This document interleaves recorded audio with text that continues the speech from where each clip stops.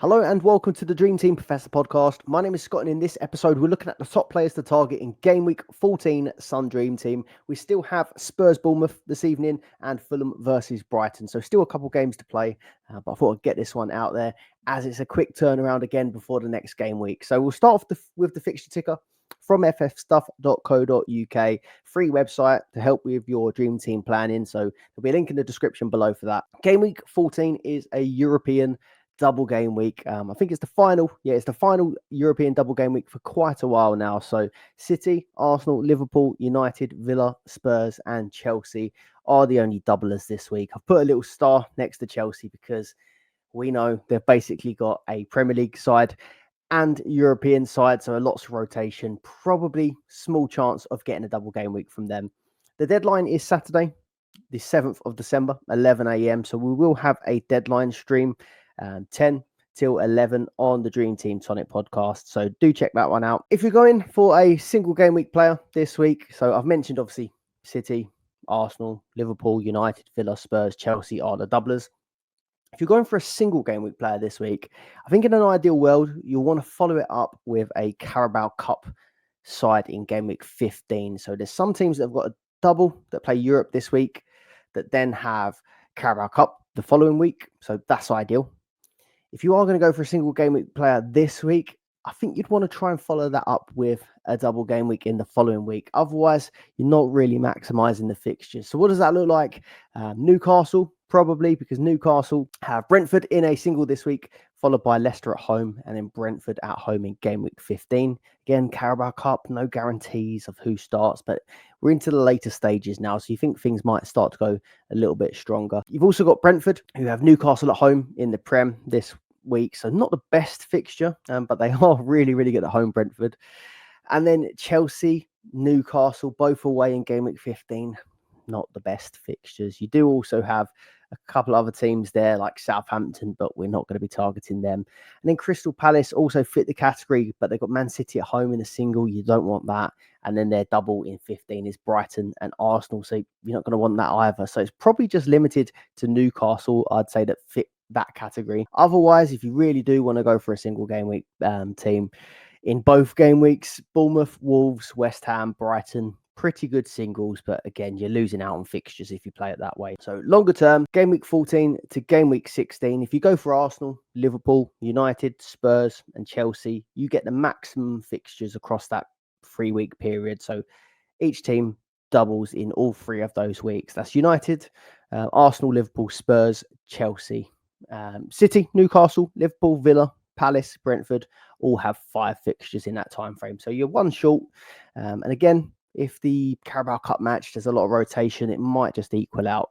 But I think ideally you want to go and target those fixtures. FA Cup has been drawn. That will appear in game week 19. You can have a look at that on the ffstuff.co.uk fixture ticker.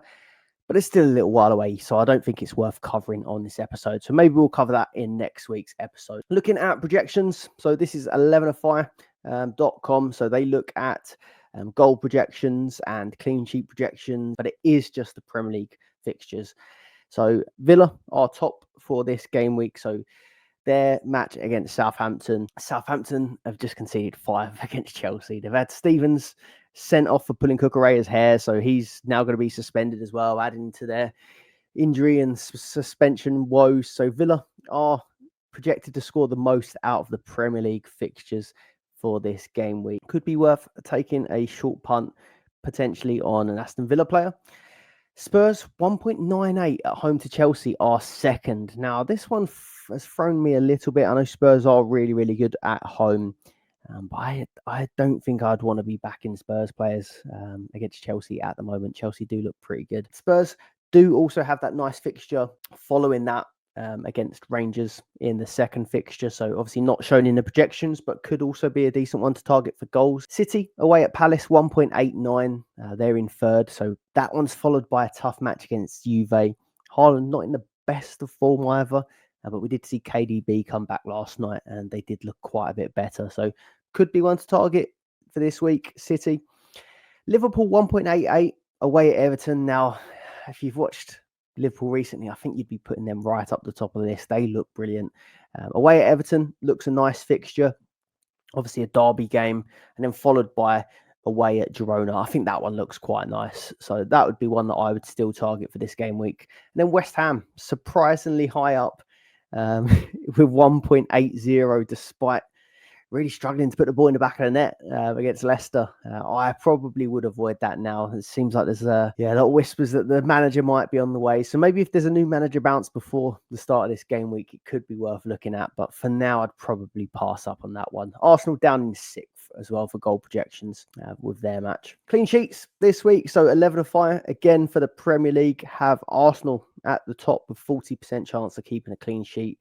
They just kept that clean sheet against United with Kivior, Zinchenko, Gabriel and Calafiori both having knocks. So we'll have to wait for some more info on that. But if they're ruled out, would the clean sheet odds be decreased? I'm not quite sure. But yeah, I still think they have pretty good options here. Liverpool, 38% chance of keeping a clean sheet against Everton. I mean, Everton did score 4 yesterday, but previous to that, they'd gone 4 games without scoring. It was against Wolves, so I think Liverpool should be quite all right in that game. United, 35% chance keeping a clean sheet. So they've got Victoria Pleasant after that Forest game. I just think with United, we're probably all going to stick with what we've got. I think we'd be a bit disheartened about some of these benchings that took place and early subs this week. So I think we tread carefully with United defenders a little bit. Man City, 33% chance of keeping a clean sheet. Just kept one against Forest, but I think we still need to see a little bit more from that defence. So they looked much better, but still did give up a couple big chances. Chris Wood could have put one away. Ortega was made to make a pretty good save as well. And then Ake and Akanji both went off injured, so it could still add to their troubles. So I think I'd still pass on the City defence for now. Obviously, Villa right up there at 38% as well against Southampton. So that looks a decent one. If you found that useful, please do leave a like, subscribe to the channel if you're not already. And also don't forget to head over to 11ofire.com and ffstuff.co.uk for this handy data to help you with your dream team planning. I'm going to start things off with Arsenal. So it's been a great week. A 5-2 win against West Ham that was a bit up and down, a really, really good performance. But there was a couple shaky moments in there with those 2 West Ham goals. And then a 2-0 win against United. Again, a really good second half performance. I don't think it was a great first half, to be honest. But got the job done with a couple key players missing as well. This week looks good. So Fulham away from home and Monaco at home. And the fixtures do look good for this. Well, it's longer than what I've got on the screen, actually. But Fulham, Monaco, Everton, Crystal Palace in the Carabao Cup. And then Crystal Palace away, followed by Ipswich at home in that game week 16 Premier League double game week. So the fixtures look really good. Can't remember the exact amount off the top of my head, but Arsenal have got quite a long period at the moment where they don't leave London or the surrounding areas. There's not much travel. It helps with the quick turnaround time and recovery time. Well, it should do, but Arsenal keeps seemingly still keep getting players injured. But it just seems like a good run in general and a good time to target Arsenal. Bukayo Saka, I imagine most people have got him at this point now. 6.6 million, 26 points this game week. Incredible. 1 goal, 3 assists against West Ham. And then still, even though he didn't return against Man United, got that 6-pointer, can score points in a variety of different ways. So he is really, really reliable. And I am going to put him in that essential category. I know there's a lot of people that don't like using the essential word for fantasy football, but at this period of time with these fixtures, I think in Dream Team, he fits the double game week categories and he's just in form. So 3rd highest player in the game, 7 goals, 13 assists. And I think that he could also be a captaincy shout for this game week. We'll come on to captaincy at the end, but Fulham away, Monaco at home, you'd expect him to play both. And I'd be very surprised if he doesn't return. Ødegaard, 5.2, 16 points this game week. Now, 12 points against West Ham. I do feel he was fortunate to get given a penalty from Saka. Put that one away, though. And then 4 points against United. So that could quite easily have been, 5 points and 4 points. So 9 points instead of 16, which is not as good. But he has returned 4 in a row before that United game. Now, I don't know whether the 5.2 price tag just feels a little bit too much for Ødegaard. I keep sort of debating this, both on the Tonic podcast the other day in our Discord, and just to myself really on whether or not I'm considering him. I do think he is overpriced But then we've got players like Phil Foden in our team currently who are almost £1 million more expensive and producing less than what Odegaard's producing. So if you look at it like that, then maybe Odegaard could be worth the money. I would definitely switch Foden to Odegaard at this point in time if I had plenty of transfers. I'm just still not 100% convinced. I want to see more goals from him. Just the one goal this season, and it was from a penalty, which aren't going to be regular. 3 assists, though. You can't complain with that. So Havertz next, 4.7, 13 points for the game week, 9 points for his goal against West Ham. I do think he looks a lot better in this all-out sort of centre-forward role. And now that Odegaard's back, he hasn't got to keep switching and covering a bit of ground in midfield. But he did only have 2 shots this game week. And I had a look back, and he's not had more than 1 shot in a game week since game week 7. More than 1 shot on target in a game since game week 7. So there's quite a lot of strikers that are sort of high volume shots. You get points for extra shots, and he isn't taking that many. He has had 9 goals, 1 assist for the season, which is a decent enough return.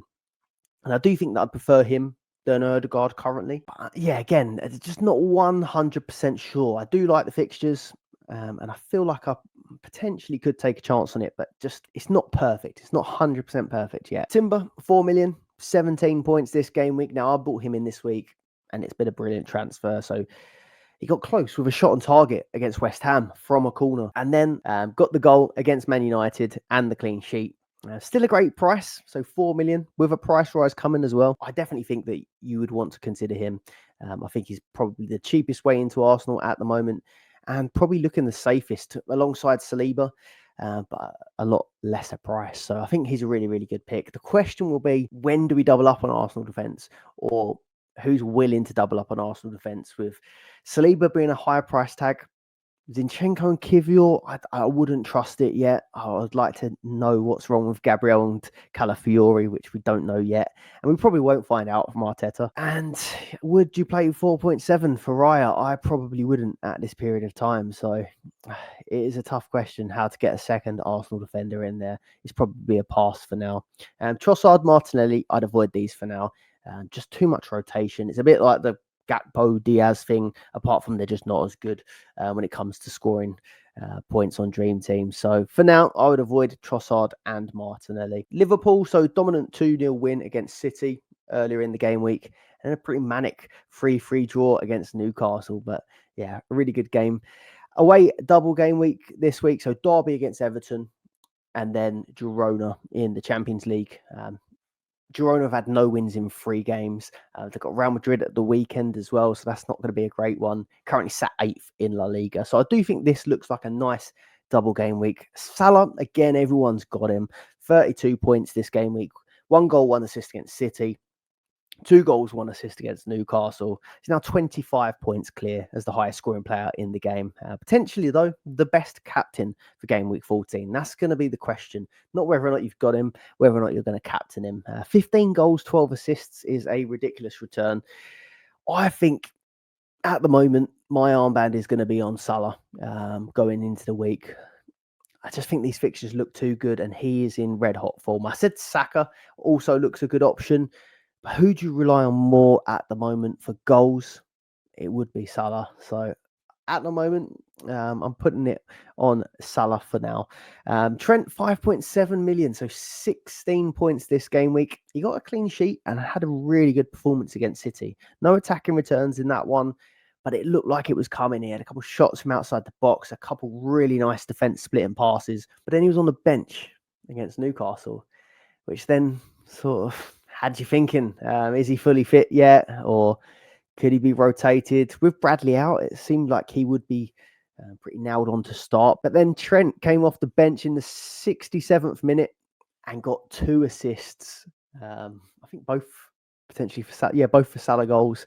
And he also assisted, or would have assisted Salah, for Salah hitting the crossbar as well. So almost a hat-trick of assists off the bench for Trent Alexander-Arnold. And that's the attacking returns that he's probably been lacking a little bit this season.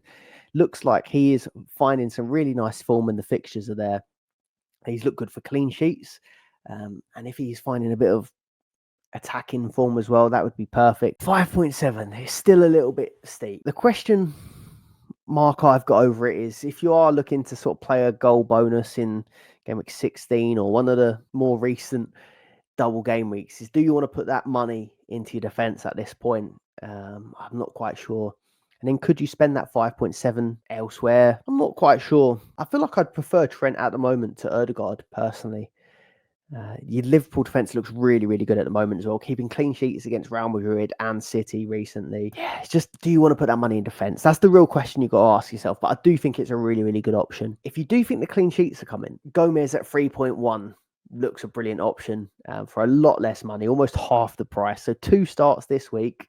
Canate is expected out until, I think, around New Year. So it covers the Liverpool clean sheets, which primarily have been where the points have been for the Liverpool defence so far. I'd pick him over Quansah at the minute, and it looks like Slot feels the same way. Quansah's 2.5 million, so a really, really good price, but it just seems like since that first game week of the season, I think that Ipswich game, Slot hasn't really trusted Quansah, and he's turned to Gomez whenever needing to replace Canate. So I think Gomez would be the shout if you're going for that cheap Liverpool defender. He did get an early sub for Trent to come on, but that just makes me think he's more likely to start the Everton game. Quansah played the whole match. I reckon it's probably a case of making sure that Gomez and Trent are both kept in decent enough fitness. Virgil van Dijk, 5.5. I just don't know why you would pay that when you could pay 5.7 for Trent, I think. Obviously, more now to get the starts, it seems, but yeah, the upside of Trent just seems to be there. Kelleher, it's just going to drag on until we see Alisson on the bench, or until we see Alisson definitely start. Obviously, close to returning. Slot said he'll be in goal before the end of December, but basically praised how Kelleher's done. And yeah, I don't think Kelleher deserves really to be out at the moment. Did make a big mistake at the end of that Newcastle match, but yeah, I think he's got credit in the bank at the minute. So if I had Kelleher, I'd probably just hang on now until you do see that Alisson comes back, or until Slot tells you that Alisson is definitely back, which I don't think is going to happen. Gakpo, Diaz, Nunes, my thoughts haven't changed really. Not true doublers. If you have them, you're going to have to just keep the faith with them and hope that they do haul in one match, for example. But it's a lot of the time it does seem like it's going to be 60, 70 minutes plus 20 or 30 minutes, which I don't really want in my team. Man City, so they end their 7-game winless run with a 3-0 win against Nottingham Forest. Obviously lost against Liverpool 2-0. Liverpool pretty much dominated that match, with City getting into it more towards the end after making changes, bringing Doku on, who looked at least a little bit more lively. But yeah, Liverpool game again was pretty poor. Have they turned a corner now against Forest? Can they build some momentum? 3-0, clean sheet, and pretty much a perfect match, unless you wanted to include Haaland getting a goal in that, but wasn't to be for him. Haaland 8.6, 12 points for the game week, so blanked against Liverpool, but did get a 9-point assist in this Forest game. 2 big chances created, 1 shot on target, and tackle points, which is probably quite rare for Haaland. Not a great performance, though, I didn't think. I was watching eagerly because I'm one of a few people who still got him in my FPL team. He just, didn't really do too much, but he has 17 goals, 1 assist on Dream Team. I see people asking about, is it time to sell him? I just don't think, with the budget you build up in Dream Team, I don't think you need to be selling him. Absolutely not. Would I captain him, though? Probably not this game week. And we'll come on to it again in a minute, but I just think Crystal Palace away, Juve away. I think the fixtures are worse than Saka's and Salah's. Obviously, you can always haul in any game.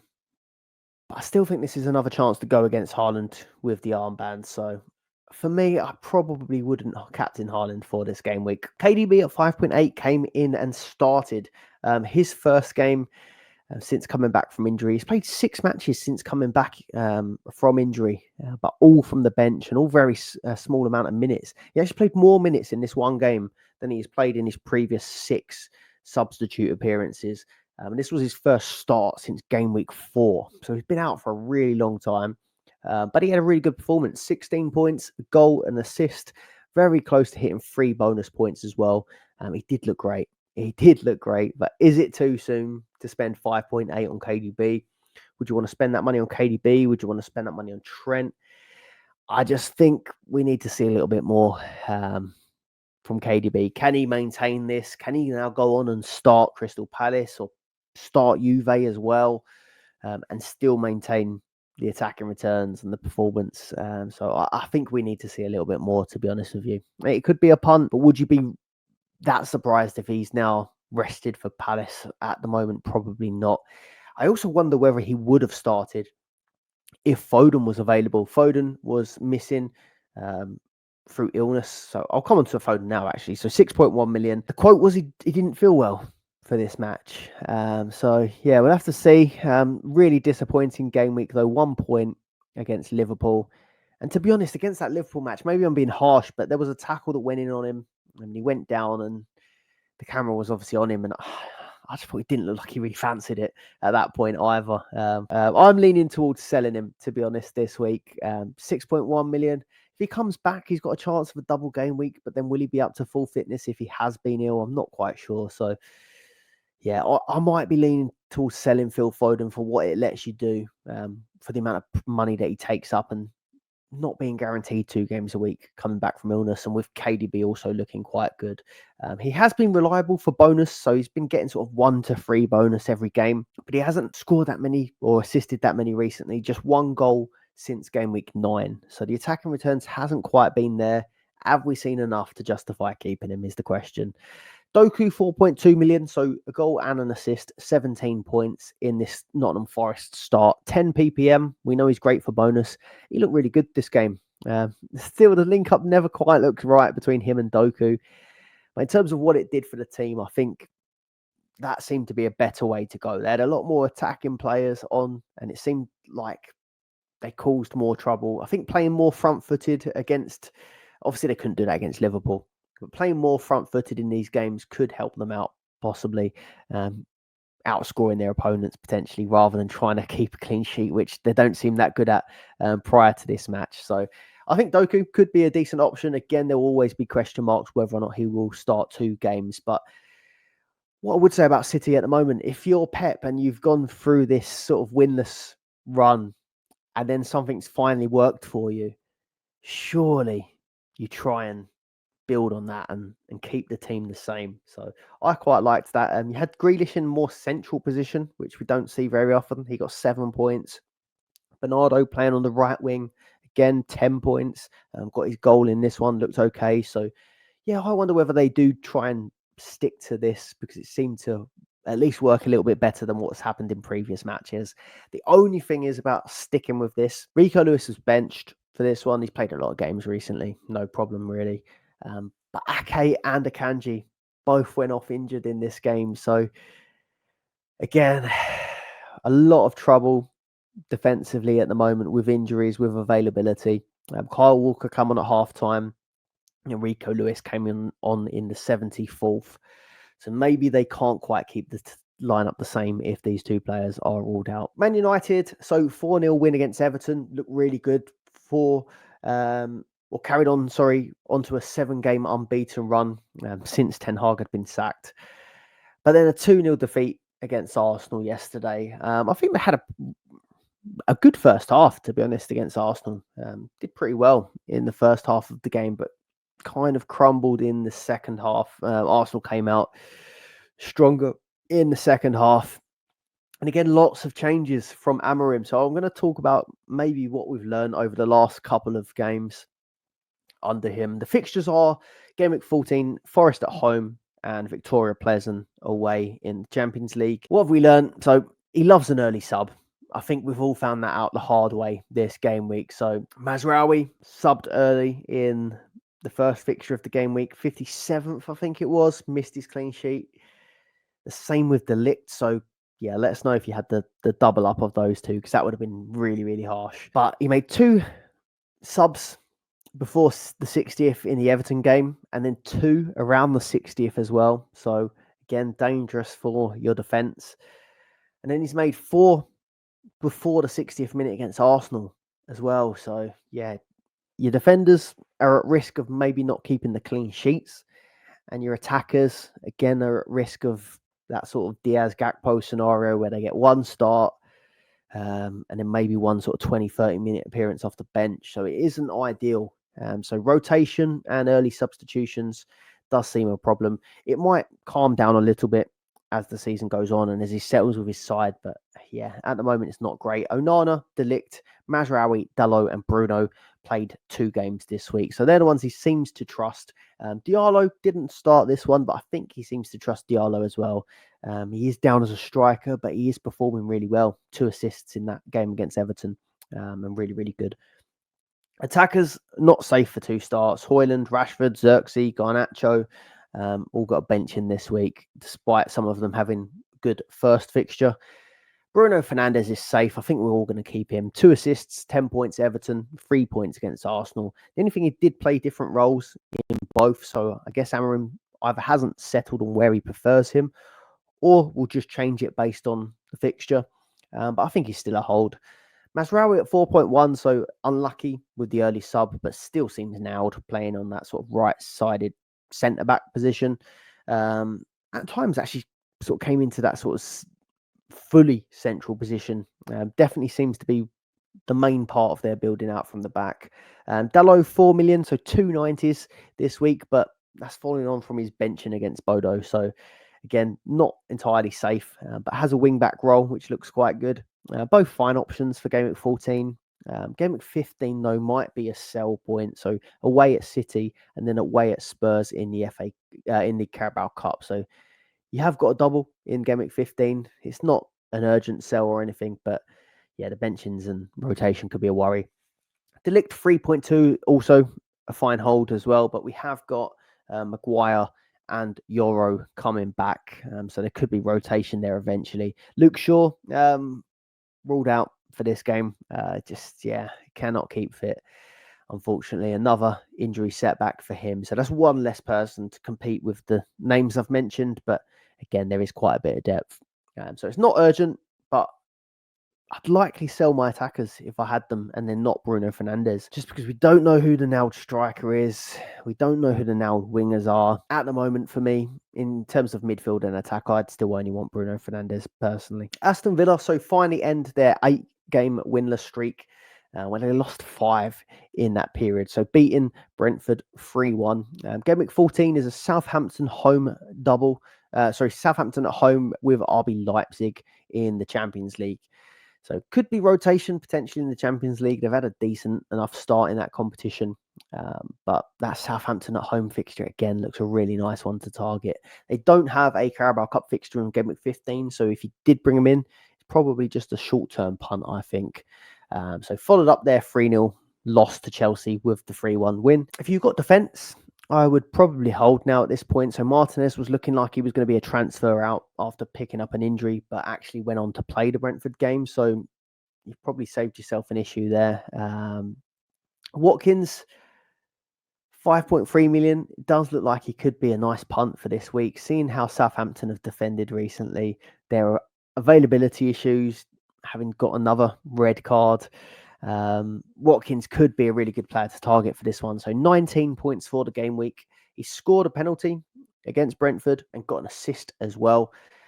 Looks like Tielemans isn't the penalty taker anymore after a succession of misses, and Ollie Watkins stepped up to take it. He won the pen himself, so maybe that played into it, but it looks like Watkins could be the new penalty taker, which is a bonus.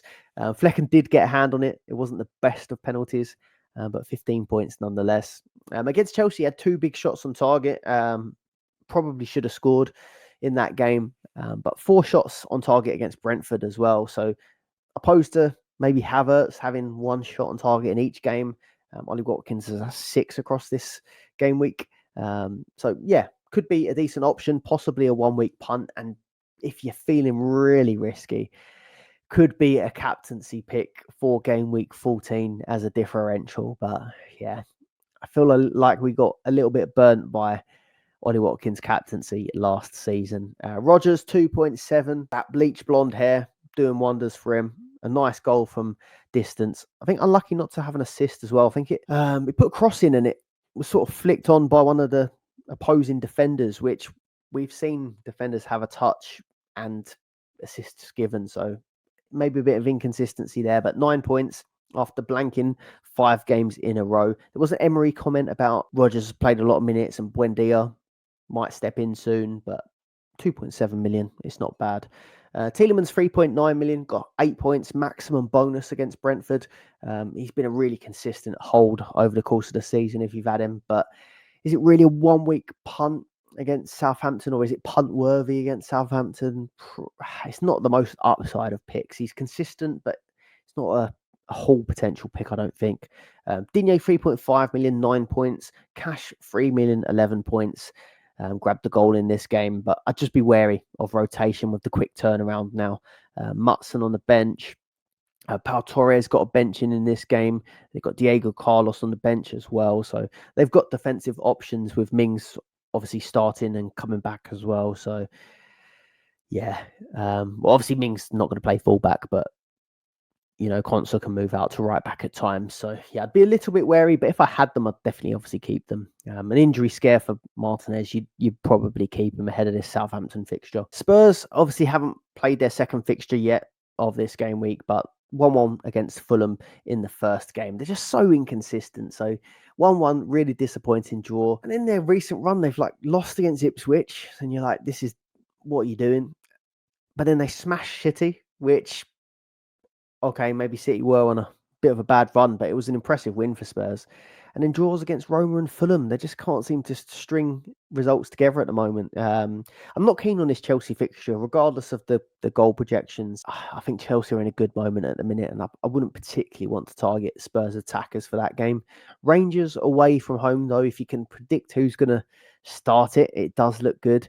I'd probably keep with my Spurs attackers if I had them this week. And then game week 15, Carabao Cup double. Southampton away, Man United at home. That looks okay.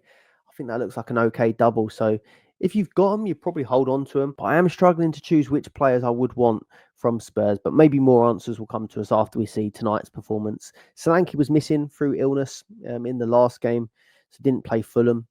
But talk that he probably could be available for Bournemouth this evening. I'm still not fully convinced by Son this season. He's not really at his best. Just the 3 points Fulham. Johnson, 3.9. Now, he wasn't heavily involved in the game, and there's been a lot of games where he's not heavily involved, but he just is getting a knack of scoring. Fifth high scoring player in the game now with 131 points. Only Salah, Haaland, Saka, and Palmer have more points than him. 3.9 million. It's a nice price. Not always convincing, but just seems to be finding the net. 10 goals this season. 3 assists to go with that as well. So probably would be the one I'd go for if I was taking a chance on a Spurs attacker, but yeah, not nailed for 2 either. Kulusevski 3.3 million, got a rare benching, but I think that's just a rest. He's played a lot of games. I still think he's a great enabler at that price, and like I said earlier, there's plenty of fixtures there. They've got doubles the whole way through. Forster at 1.8 million, a lot jumped on him last week. Got 4 points, 5 saves. Obviously still a game to go. I think it's a nice double game week enabler, and you can buy him for the volume of fixtures because he has got doubles every week, and it doesn't seem like there's going to be an alternative. So I'm considering maybe moving Muric onto Forster this week if I don't do any other moves. And then Porro 4.7, not his best performance, 3 points, but I still think he's a decent hold across this period of games. So Chelsea, 4 wins in a row, 7 unbeaten now, 3-1 win against Villa and a 5-1 win against Southampton. So the goals are flowing, and they've scored the most goals in the Premier League now, 31 from 14 matches. They've got a nice double of Spurs and Astana in the Azerbaijan League. Oh, no, sorry, the Kazakhstan League. But obviously, they rotate from the Premier League game to the Europa Conference League game, so cannot rely on them for double game week players. There was big rotation actually for the Southampton match, so the keeper changed, the centre-back pairing changed. Fofana was forced because of injury, but Colwell getting a rare rest. Madueke came in for Neto, and then Nkunku came in for Jackson, which was a surprise. Jackson got an early sub in the last game. He's on 4 yellows. Maybe saved for the Spurs match, but yeah, maybe could have just taken that yellow at the end of the previous match and then reset. That would have been perfect for fantasy players. Palmer, 5.8 million, so 28-point game week. Getting a price rise this week again. Hold or sell for the double game week. Hold or sell for the single game week is going to be the question. So obviously he's only going to be available for the Spurs game where he's not in the European squad. Will you hang on to him with just a single, or will you sell him? 9 goals, 6 assists for the season. I think Spurs away in a single isn't that bad. I know Spurs did well against City, but you just don't know which one's going to turn up. And I think Chelsea are in really good form. The question I was trying to pair this or play this through my mind. If Foden ends up with a single, say his illness goes on a bit longer and he only ends up playing a single, and then Chelsea or Palmer only has Tottenham in a single, who would you prefer? Palmer for one game or Foden for the one game? At the moment of form, it has to be Palmer. I think it has to be Palmer. So if that is a scenario that you think is likely to happen, maybe that could help with your decision making. Rotation-wise, are there any others worth targeting? Maybe for either of the singles. We could treat them as two different singles. So you can either go the Premier League route with like your Palmers or your Jacksons, or seen some people do it successfully this season, targeting those European conference matches. Treat them as singles, as there's 2 coming up, Astana and Shamrock Rovers. Could you play it that way? João Felix, 4.3 million, 11 points this week, an assist, 3 bonus. He's got 5 goals, 4 assists for the season. Don't quite know which one he's going to start because he has played some Prem games and played some European games. Enzo Fernandez, primarily Prem. He's returned in 5 straight games now, 6 assists, 2 goals, 17 points for the game week. It's whether or not you think that's a bit of a hot streak or whether that's going to continue. I am not that keen on it personally. Taking some set pieces as well, though. Nkunku, 4.7. So he did start this Prem game. Got a goal and an assist. Got his balloon out. 14 points. 10 goals, 2 assists for the season is a decent return. But we know that a lot of these have been in the cup competitions. Jackson is the first choice centre forward. That would probably be the one I'd go for if I was looking at targeting these conference matches. Madueke, 2.6, 17 points, a goal and an assist against Southampton, 5 shots on target. And then he got an assist off the bench against Villa as well. So you do know that he will probably feature in some way if he doesn't start. 5 goals, 3 assists for the season. I quite like the price on that 2.6. It's not a bad enabler, the form that Chelsea have been in. If I was punting out of that bunch I read out after, it probably would be Nkunku or Madueke. And then just best of the rest. So Newcastle, it's an okay single. Brentford, though, have got a good home record. And then game week 15, it's a home double, Leicester and Brentford again. So that looks like a nice double game week to target in game week 15. Brentford away, not the best, but I think it's okay enough to consider Newcastle in this run. So Gordon, 4.3, 2 goals in 2 games, 18-point game week. Isak, I think he's probably going to be the best option, but we know he can be a bit dodgy for injuries, but he's got a great goal against Liverpool and then got an assist as well. 14 points in that game. He's on 6 goals, 4 assists from 14 games as well. Bruno G, 4.3 million. Finally, some attacking returns to go with all those bonus points. But I just think if I was going to go for Newcastle, it probably would be Isak at this point. I do think that is a nice double in game week 15. And then would I keep him for 16? Ipswich away, Aston Villa at home. Their home form has been okay. And then Ipswich is a good fixture. So I like the idea of having him for 15 and 16, actually. Wolves, the fixtures are still good, but 2 losses now this week. The confidence might have been dented a little bit. Cunha, 5.1, was popular last week. Just the 7 points from 2 game weeks was very disappointing from him. No attack in return. West Ham, though, poor defence at the moment, is the next fixture. And then Ipswich is the fixture after that. I probably would likely still sell. West Ham, Bowen, 5.6 million, 11 points. And then Kudus, 5.1, got 8 points. I think they're okay. I think they've had good returns, but the form West Ham are in, and they are coming at high price tags. I think I would avoid them now for this week. Brighton, João Pedro, we obviously still need to see this week. And Matoma got his nice goal. We'll have to just see how that one plays out, but I'm leaning towards probably taking Pedro out still. And then Brentford, Bournemouth, two teams that have had hat-trick scorers this game week in Sharda and Clivert from the penalty spot. I would just still ignore it. I wouldn't be fooled. I don't think they're great players to target for this game week. Brentford, double game week 15 isn't favourable either, is it really? Chelsea away, Newcastle away. A quick look at captaincy and boosters. So Salah is the in-form player at the moment.